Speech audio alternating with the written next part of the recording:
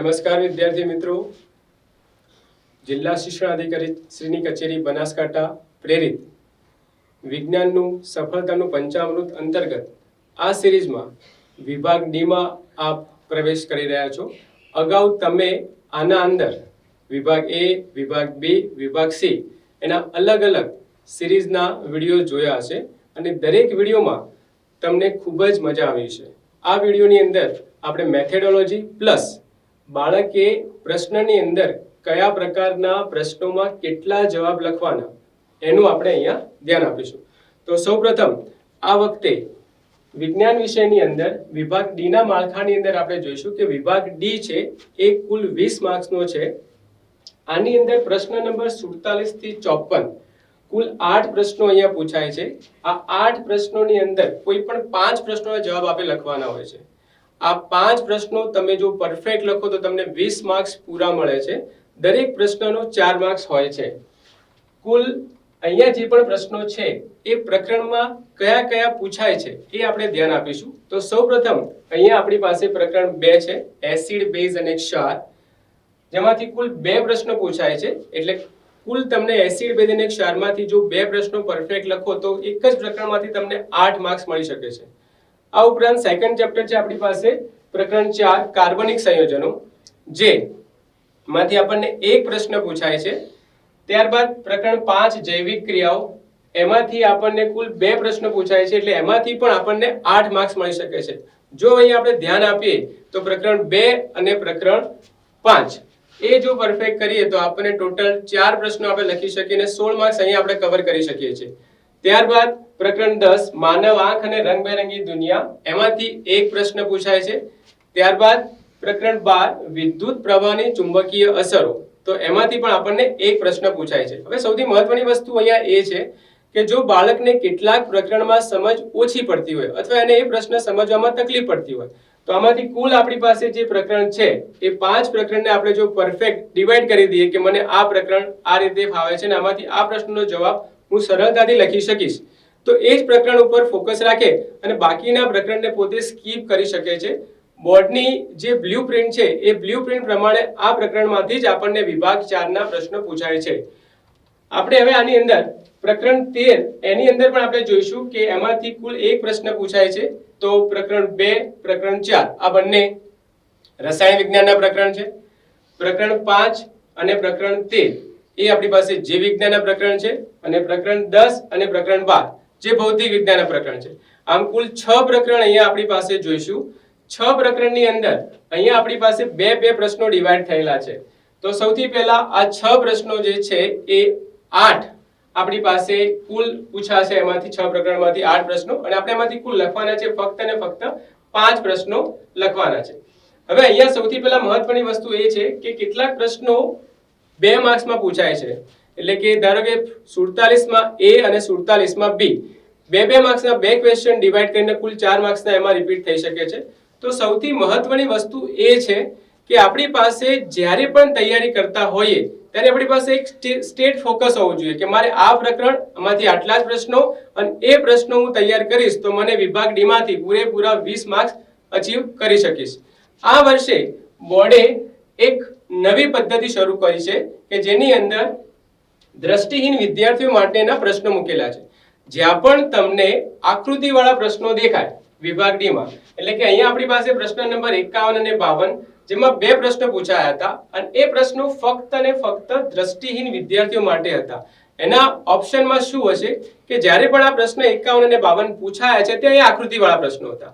આપણે એ પ્રશ્નો જો આકૃતિવાળા હોય તો એ આપણે દોરવાના છે, જ્યારે દ્રષ્ટિહીન વિદ્યાર્થીઓ છે એમના હાથમાં બીજા અન્ય પ્રશ્નો પૂછેલા હશે. તો જો તમે આ દ્રષ્ટિહીન વિદ્યાર્થીઓ વાળા પ્રશ્નો લખશો તો તમને એક પણ માર્ક્સ મળશે નહીં. એટલે ખાસ આપણે એ વસ્તુનું ધ્યાન રાખવાનું છે કે દ્રષ્ટિહીન વિદ્યાર્થીઓના પ્રશ્નો આપણે અહીંયા લખવાના છે નહીં. આ વખતે ફેબ્રુઆરી માર્ચ 2025 ની અંદર જે પ્રશ્નો પૂછાયા છે એમાંથી કેટલાક પ્રશ્નો આપણે અહીંયા સમજીએ. ધારો કે સૌપ્રથમ પ્રશ્ન નંબર 47 અને 48 આ બંને પ્રશ્નોનો ક્રમાંક જે છે એ પ્રકરણ 2 એસિડ, બેઝ અને ક્ષારમાંથી પૂછાયેલો છે. હવે એસિડ, બેઝ અને ક્ષાર પ્રકરણ જો તમે પરફેક્ટ તૈયાર કરીને જાઓ તો તમને કુલ એમાંથી 8 માર્ક્સ તમે સરળતાથી અચીવ કરી શકો છો. આ વખતે આ પ્રકરણમાંથી પૂછાયેલો પ્રશ્ન અહીંયા આપણી પાસે જોઈશું કે અહીંયા આપણી પાસે એક સેન્ટેન્સ વાળો પ્રશ્ન પૂછાયો હતો. 5 દ્રાવણો છે A, B, C, D અને E ને સાર્વત્રિક સૂચક દ્વારા તપાસતા અનુક્રમે એમની pH અહીંયા આપેલી છે 4, 1, 11, 7 અને 9. હવે એની અંદર આપણને 3 પ્રશ્નો પૂછેલા છે કે કોણ તટસ્થ છે, આમાંથી કોણ પ્રબળ બેઝિક હશે અને કોણ પ્રબળ એસિડિક હશે. હવે આ પ્રશ્નને સિમ્પલ જોઈએ તો 4 માર્ક્સમાં આ પ્રશ્ન લખતા આપણને ખાલી 3 થી 4 મિનિટ થાય. જો આપણે એને સરળતાથી એનો કોન્સેપ્ટ સમજ્યા હોઈએ તો એકદમ આ જવાબ લખવામાં સરળતા રહેશે. સૌપ્રથમ આપણી પાસે કોન્સેપ્ટ ક્લિયર હોવો જોઈએ કે એસિડ, તટસ્થ અને બેઝ જેની pH એક્ઝેક્ટલી 7 હોય તો એ તટસ્થમાં ગણાશે, જેની pH 7 થી 14 છે એ બેઝિકમાં ગણાશે અને જેની pH 1 થી 7 ની નજીક છે તો એ પોતે એસિડિક ગણાશે. તો અહીંયા તમે જોઈ શકો છો કે આપણી પાસે જે પ્રશ્ન પૂછ્યો છે એમાં સૌથી પહેલા પૂછ્યું છે તટસ્થ. તો તમારી પાસે જે 5 દ્રાવણો છે એમાં A, B, C, D તો D છે એ આપણી પાસે 7 નંબરમાં છે. તમે જોઈ શકો છો 4, 1, 11 અને 7 અને 7 જે છે એની pH હંમેશા કેટલી હશે? તટસ્થ હશે. તો તમે સરળતાથી જો આટલો જ કોન્સેપ્ટ તમારો ક્લિયર હશે તો આ પ્રશ્નનો જવાબ તમે સરળતાથી લખી શકો છો. ત્યારબાદ સેકન્ડ પ્રશ્ન આપણને પૂછ્યો છે પ્રબળ બેઝિક હશે. તો મેં તમને હાલ જસ્ટ કહ્યું કે બેઝિક કોના માટે વાત કરી છે કે જેની pH 7 થી 14 જે બેઝિકમાં ગણાશે. તો અહીંયા આપણી પાસે બેઝિકમાં જોઈ શકીએ તો 4, 1, 11 અને 7. તો અહીંયા જે 11 છે એ 7 થી 14 ની રેન્જમાં આવે છે. તો એનો જવાબ આપણી પાસે શું આવશે? ત્યાં C. અને પ્રબળ એસિડિક હશે તો મેં તમને હાલ જસ્ટ કહ્યું કે જેની pH 1 થી 7 છે એ પોતે કેવા હશે? એસિડિક. તો આપણી પાસે 4, 1, 11 અને 7 છે એની અંદર તમે જોઈ શકો છો કે પ્રબળ એસિડિક કીધું છે તો 1 એ સૌથી પ્રબળ એસિડિકમાં ગણાશે. જેમ જેમ તમે 7 થી 1 તરફ જશો એમ એસિડની પ્રબળતા વધશે. જેમ જેમ તમે 7 થી 14 તરફ જશો તો બેઝિકની પ્રબળતા વધતી હોય છે. તો આ પ્રશ્નના જવાબ લખવામાં આપણને ખૂબ જ સરળતા રહેશે અને આ પ્રશ્ન આપણે ખૂબ જ ટૂંકા સમયમાં એનો જવાબ લખી શકીશું. આ ઉપરાંત એમાં ક્વેશ્ચન પૂછે છે કે pH ના આધારે હાઇડ્રોજન આયનની સાંદ્રતા ચડતા ક્રમમાં ગોઠવો. હવે હાઇડ્રોજન આયનની સાંદ્રતા આપણને અહીંયા વાત કરી છે કે H+ એટલે કે જે સૌથી વધારે એસિડિક હશે એની વાત કરી છે. એને ચડતો ક્રમ કીધો છે. ચડતા ક્રમની અંદર આપણે વાત કરીએ તો સૌપ્રથમ સૌથી નાની સંખ્યાની આપણે અહીંયા શરૂઆત કરી શકીએ.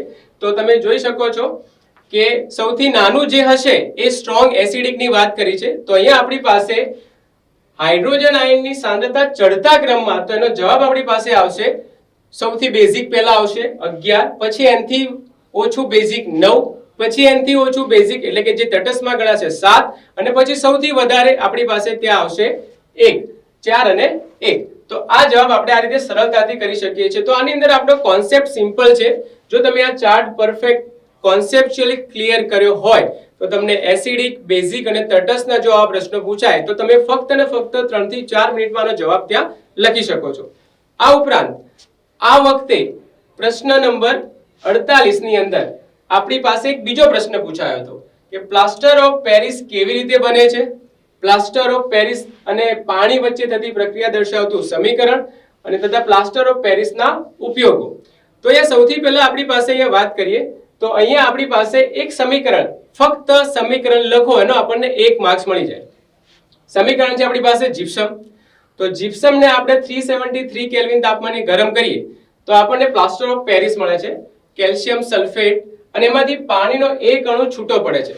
પણ જો આ સમીકરણને આપણે ઉલટું લખીએ તો એ સમીકરણ આપણને પ્લાસ્ટર ઓફ પેરિસની પાણી સાથેની પ્રક્રિયાથી આપણને જોવા મળશે ત્યાં.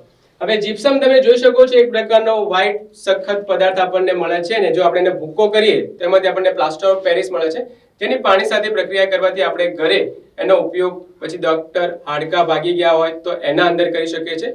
તો અહીંયા પ્રશ્ન પૂછે તો સૌથી પહેલા પ્લાસ્ટર ઓફ પેરિસ કેવી રીતે બને છે. તો સૌપ્રથમ તો જીપ્સમ અને એની 373 કેલ્વિન તાપમાનની પ્રક્રિયા કરીએ તો આપણને મળે છે. હું અહીંયા તમને આ પ્રશ્ન કઈ રીતે લખવાનો એની સમજ આપું છું. મેથોડોલોજી આપણે અહીંયા સમજી રહ્યા છીએ. બાકી તમે આ પ્રશ્નને ખૂબ જ સરળતાથી લખી શકો છો. સમીકરણ પરફેક્ટ લખો તો તમને આ સમીકરણનો 1 માર્ક્સ મળશે. પછી એમાં પૂછ્યું હતું એની બનાવટ. તો બનાવટની અંદર આપણી પાસે જોઈ શકીએ છીએ કે કેલ્શિયમ સલ્ફેટની જીપ્સમ 373 કેલ્વિન તાપમાને ગરમ કરતા એ પાણીનો અણુ ગુમાવે છે અને કેલ્શિયમ સલ્ફેટ હેમિહાઇડ્રેટ બને છે, જેને આપણે પ્લાસ્ટર ઓફ પેરિસ કહે છે. જો ફક્ત આટલું જ લખવાનું છે એની બનાવટમાં, અને જો તમે આટલું લખશો તો એની અંદર તમને 1 માર્ક્સ પરફેક્ટ મળી જાય છે. તો આપણે સમીકરણ એક સાચું લખીએ તો એનો 1 માર્ક્સ, અને બનાવટ લખીએ તો આપણને એનો માર્ક્સ. અહીંયા આપણે 2 માર્ક્સ અચીવ કરી લીધા. હવે આપણે આગળ જોઈએ તો એના ઉપયોગો આપણને અહીંયા વાત કરી છે. તો 2 માર્ક્સના ઉપયોગો પૂછ્યા છે. તો જો તમે પરફેક્ટ એના 4 મુદ્દા લખો, પ્રત્યેક એક મુદ્દાનો 0.5 માર્ક્સ છે. સિમ્પલ છે. સૌથી પહેલા તમે જોઈ શકો છો ડોક્ટરો ભાગી ગયેલા હાડકાને મૂળ સ્થિતિમાં ગોઠવે છે. અહીંયા તમે ઇમેજમાં જોઈ શકો છો જ્યાં પ્લાસ્ટર ઓફ પેરિસનો ઉપયોગ થાય છે. રમકડા અને મૂર્તિની બનાવટમાં પ્લાસ્ટર ઓફ પેરિસનો ઉપયોગ થાય છે.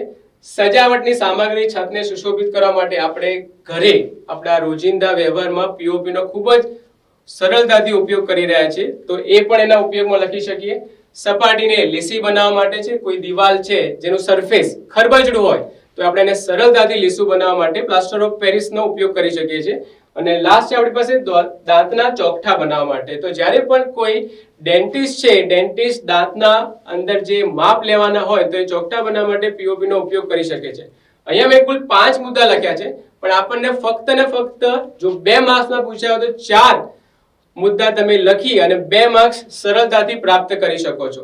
તો આખો પ્રશ્ન શું હતો આપણી પાસે? પ્લાસ્ટર ઓફ પેરિસ કેવી રીતે બને છે, પ્લાસ્ટર ઓફ પેરિસની બનાવટ અને પ્લાસ્ટર ઓફ પેરિસના ઉપયોગો. તો બનાવટની અંદર આપણે 1 માર્ક્સ લીધો, સમીકરણની અંદર આપણે 1 માર્ક્સ લીધો, અને એના ઉપયોગની અંદર આપણે 2 માર્ક્સ ત્યાં કવર કર્યા છે. તો સરળતાથી આપણે ફક્ત 4 માર્ક્સ, જો સમીકરણ લખવામાં 1 મિનિટનો સમય લાગે, બનાવટની અંદર પણ આપણે મેક્સિમમ 1 મિનિટ કવર કરી શકીએ, અને જો ઉપયોગો આપણે પણ 2 થી 1 મિનિટમાં લખી શકીએ, તો આની અંદર પણ તમને 4 મિનિટની અંદર 4 માર્ક્સ સરળતાથી તમે અચીવ કરી શકો છો. તો આ વખતે પ્રકરણ 2 એમાંથી 2 પ્રશ્નો પૂછાયા હતા. તો આ પ્રકરણ 2 માં દર વખતે બોર્ડની બ્લુપ્રિન્ટ પ્રમાણે 47 અને 48 જે નવી પ્રિન્ટ આવી છે એની અંદર 47 અને 48 નંબરનો પ્રશ્ન પ્રકરણ 2 માંથી પૂછે છે. હા, ક્યારેક આ પ્રશ્ન ક્રમાંકમાં ક્યાંક બોર્ડ પોતાના અનુસાર ફેરફાર કરી શકે છે, પણ આ વર્ષે આપણે આ રીતે એને ફોલોઅપ કર્યું હતું. નેક્સ્ટ, એના પછી આપણી પાસે જો કોઈ પ્રશ્ન એવો હોય કે જેમાં વિભાગ A અને B, મેં તમને અગાઉ વાત કરી તેમ કોઈ એક પ્રશ્ન છે એના 2 ભાગ કરી નાખ્યા હોય, તો એમાં વિભાગ A માં એક અલગ પ્રશ્ન પૂછ્યો હોય, વિભાગ B માં દરેકના આપણને 2 માર્ક્સ મળી શકે છે. અહીંયા આ વખતે બોર્ડમાં એક પ્રશ્ન પૂછાયો હતો, સાબુ અને પ્રક્ષાલકો એના તફાવતની વાત કરી હતી. ફક્ત 2 જ મુદ્દા લખવાના, કારણ કે આ પ્રશ્ન આપણને પૂછાયો છે 2 માર્ક્સની અંદર. તો સૌપ્રથમ અહીંયા તમે જોઈ શકો છો સાબુની અંદર આપણી પાસે સોડિયમ એસિટેટ સમૂહ છે, ક્રિયાશીલ સમૂહ, અને અહીંયા આપણી પાસે છે સોડિયમ સલ્ફોનેટ સમૂહ છે. બસ ક્રિયાશીલ સમૂહ લખી દો અને પછી આપણે લખી દઈએ સાબુ વડે પ્રક્ષાલકો જેટલી કપડાની સરળતાથી ધોલાઈ કરી શકતા નથી, જ્યારે પ્રક્ષાલકો છે એ સાબુ કરતા કપડાને સારી રીતે ધોલાઈ કરી શકીએ છે. આ 2 જ મુદ્દા તમે લખી દો તો તમને અહીંયા 2 માર્ક્સ પૂરા પ્રાપ્ત થાય છે. આનાથી વિશેષ આની અંદર આપણે કશું લખવાનું હોતું નથી. ઘણીવાર બાળકો લાંબા મુદ્દા લખે છે અને પ્રશ્નની અંદર પોતાના પ્રશ્નપત્રનો સમય પણ બગાડે છે. તો જેટલું પૂછ્યું હોય એટલું જ આપણે એની અંદર ઉલ્લેખ કરી શકીએ, તો જેમાંથી આપણને 2 માર્ક્સ સરળતાથી પ્રાપ્ત થઈ શકે છે. નેક્સ્ટ, આપણી પાસે આ રીતે જેમ 49A માં એ પ્રશ્ન હતો, 49B માં આ પ્રશ્ન પૂછ્યો હતો. પ્રકરણ 4 કાર્બનિક સંયોજનો, એમાંથી આપણી પાસે સિમ્પલ અહીંયા પ્રશ્ન પૂછ્યો હતો કે પ્રોપેનોલમાં રહેલ ક્રિયાશીલ સમૂહનું નામ અને સૂત્ર જણાવો. તો પ્રોપેનોલ આપણને ખબર છે ઓલ પ્રત્યે લાગે એટલે એની અંદર આલ્કોહોલ ક્રિયાશીલ સમૂહ આવશે, અને એનું સૂત્ર છે આપણી પાસે OH. તો જો તમે એનું સમૂહનું નામ લખશો તો 0.5 માર્ક્સ, અને જો એનું સૂત્ર લખો તો 0.5 માર્ક્સ. આ રીતે તમે 1 માર્ક્સ અહીંયા સરળતાથી અચીવ કરી શકો છો. આ ઉપરાંત બીજો આપણને અહીંયા પૂછ્યો તો પ્રોપેનોન. નોન એટલે આપણી પાસે ઓન પ્રત્યે લાગે છે, જેમાં ક્રિયાશીલ સમૂહ કીટોન આવશે. તો ક્રિયાશીલ સમૂહ કીટોન, અને અહીંયા આપણી પાસે C ડબલ બોન્ડ O. જો આ બંને સાચું લખ્યું છે તો 0.5 માર્ક્સ અહીંયા અને 0.5 માર્ક્સ અહીંયા. અહીંયા અને અહીંયા બંને ભેગા થઈને આપણી પાસે ટોટલ કેટલા માર્ક્સ થઈ જશે? 2 માર્ક્સ. તો 2 માર્ક્સમાં ખાલી આટલું લખ્યું છે, બહુ લાંબુ આમાં કશું જ લખવાનું હોતું નથી. આટલું તમે લખી લો સરળતાથી, 1 થી 2 મિનિટમાં પ્રશ્નનો જવાબ તમે ક્લિયર કરી શકો છો. વિભાગ D ની અંદર 2 માર્ક્સના અહીંયા જે 2 પ્રશ્નો મૂકેલા હતા એ આપણે ખાસ પ્રશ્નોનું સિલેક્શન બહુ જરૂરી છે. ઘણીવાર તમારી પાસે લાંબા પ્રશ્નો આપેલા હોય, પણ જો તમે આવા પ્રશ્નો સરળતાથી જો તમને આવડતા હોય અને સિલેક્ટ કરો તો આ પ્રશ્નો લખવામાં તમને ખૂબ જ સરળ રહેશે અને તમારા સમયનો પણ ઉપયોગ થઈ શકે છે. એક પ્રશ્ન અહીંયા પૂછ્યો તો 2 માર્ક્સની અંદર, ચુંબકીય ક્ષેત્ર રેખાઓના ગુણધર્મોની યાદી બતાવો. હવે ફક્ત ને ફક્ત અહીંયા પૂછ્યું છે ચુંબકીય ક્ષેત્ર રેખાઓના ગુણધર્મો. 2 માર્ક્સમાં પૂછ્યો છે એટલે સિમ્પલ, અગાઉ મેં તમને કહ્યું એ પ્રમાણે અહીંયા ફક્ત તમે 4 મુદ્દા લખશો. એક મુદ્દાનો 0.5 માર્ક્સ. સૌથી પહેલા આપણને સરળતા તમે જોઈ શકો છો ઇમેજમાં, એક ઉત્તર ધ્રુવ છે અને એક દક્ષિણ ધ્રુવ છે. તો ચુંબકીય ક્ષેત્રઓ નોર્મલી આપણને ખ્યાલ છે કે ઉત્તર ધ્રુવમાંથી નીકળે છે અને દક્ષિણ ધ્રુવમાં દાખલ થાય છે, અને ચુંબકીય ક્ષેત્ર રેખાની દિશા છે તે એમના દક્ષિણ ધ્રુવથી તેમના ઉત્તર ધ્રુવ તરફ જતી હોય છે. તો આ 2 મુદ્દા થઈ ગયા. આ 2 મુદ્દા લખી દો એટલે તમારો 1 માર્ક્સ અહીંયા સિક્યોર થઈ જાય. ત્યારબાદ બીજા 2 મુદ્દા છે કે ચુંબકીય ક્ષેત્ર રેખાઓ બંધ વક્ર રચે છે. તમે જોઈ શકો છો અહીંયા એક વક્ર રચે છે અને વક્ર તમારી પાસે કેવો છે, તે આપણી પાસે બંધ વક્ર છે. સેકન્ડ, એના પછી જે આપણી પાસે જે એકબીજાને ક્યારે છેદતી નથી. આ રેખાઓ તમે જોઈ શકો છો જે ક્યારે એકબીજાને અંદરો અંદર છેદતી નથી. આની ઇમેજ તમે તમારી ટેક્સ્ટબુકમાં પણ જોઈ શકો છો. તો ખાલી તમે 4 મુદ્દા અહીંયા લખી દેશો. 4 મુદ્દા અગાઉ કહ્યા એ પ્રમાણે દરેકનો 0.5 માર્ક્સ. આટલું લખશો, સરળતાથી તમને આ પ્રશ્નની અંદર 2 માર્ક્સ અચીવ કરી શકો છો. અહીંયા આપણી પાસે મેં તમને કહ્યું પ્રમાણે 2 માર્ક્સમાં પ્રશ્નો પૂછાય છે. તો એ અહીંયાથી આપણે પ્રશ્નોનું સિલેક્શન કઈ રીતે કરવું એ આપણને સરળ રહેશે. સાચા મુદ્દાના 0.5 ગુણ અને વધુમાં વધુ આપણે અહીંયા 2 ગુણ મેળવી શકીએ છીએ. ફક્ત 4 મુદ્દા લખવાના છે, એનાથી વધારે આપણે લખવાનું છે નહીં. થેન્ક યુ મિત્રો. અહીંયા આપણી પાસે આ સફળતાના પંચામૃતનું છે મેથોડોલોજી છે, એનો વિભાગ ડી ની મેં તમને સમજ આપી. આ પ્રમાણે જો તમે તૈયારી કરશો તો વિભાગ ડી માં તમે પૂરેપૂરા 20 માર્ક્સ પ્રાપ્ત કરી શકો છો. Thank you. જય હિન્દ.